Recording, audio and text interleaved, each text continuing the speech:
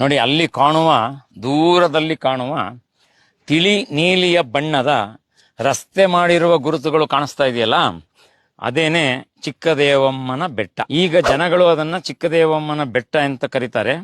ಮೂಲತಃ ಅದು ವೈಷ್ಣೋದೇವಿಯ ಮೂಲ ಸ್ಥಳ, ಅಲ್ಲಿ ತಪಸ್ಸು ಮಾಡಿದ ಜಾಗ. ಅವಳ ಮೂಲ ಸ್ಥಳ ಇದಾದರೆ ಇಲ್ಲಿಗೆ ಬಂದು ಹೋಗಿ ಅಲ್ಲಿ ಕುಂದೂರಿನ ಬಳಿ ರಾಕ್ಷಸನನ್ನ ಕೊಂದು ಜ್ಞಾನೋದಯ ಪಡೆದು ತ್ರಿಕೂಟಾಚಲದಲ್ಲಿ ನೆಲೆಸಿದ್ದಾಳೆ ವೈಷ್ಣೋದೇವಿ. ಅಲ್ಲೂ 7 ಉತ್ತಗಳಿದೆ. ಆ ಸರ್ಪ 7 ತಲೆ ಸರ್ಪಗಳು ಮಾಯವಾಗಿ 7 ಜನ ಅಕ್ಕ ತಂಗಿಯರಾಗ್ತಾರೆ. ಅದರಲ್ಲಿ ಕಿತ್ತೂರು ಮಾಂಕಾಳಮ್ಮ, ಚಿಕ್ಕದೇವಮ್ಮ, ಚಾಮುಂಡೇಶ್ವರಿ ಇವೆಲ್ಲವೂ ಶಕ್ತಿ ದೇವತೆಗಳೆಲ್ಲ ಅವರು ಸಹೋದರಿಯರಾಗ್ತಾರೆ.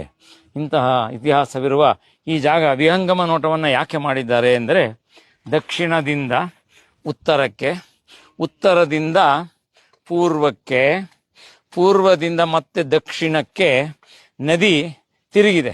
ಹರಿಯುತ್ತಿದ್ದ ನದಿಗೆ ಅಣೆಕಟ್ಟೆ ಕಟ್ಟಿದ್ರೆ ಅಲ್ಲಲ್ಲೇ ಹಿನ್ನೀರಾಗಿ ಅದು ಮೇಲೆ ಬಂದಿದೆ.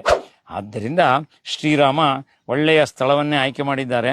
ಇಲ್ಲಿ ಬಂದು ಪೂಜೆ ಮಾಡಿ ಹೋದಂಥ ಸ್ಥಳವನ್ನು ಕದಂಬರು, ಪಲ್ಲವರು, ಚೋಳರೆಲ್ಲ ಪುನ್ನಾಟ ರಾಜಧಾನಿ ಮಾಡಿ ಮೆರೆದಂಥ ಈ ಜಾಗ ವಿಹಂಗಮ ನೋಟದಿಂದ ಕಪಿಲಾ ನದಿಯ ಹಿನ್ನೀರನ್ನು ನಾವು ಕಾಣಬಹುದು. ಗೂಗಲಲ್ಲಿ ನೀವು ಸರ್ಚ್ ಮಾಡಿದರೆ ಈ ದೇವಾಲಯಕ್ಕೆ ಹೂಮಾಲೆ ಹಾಕಿದ ರೀತಿಯಲ್ಲಿ ನದಿಯೇ ಇದೆ.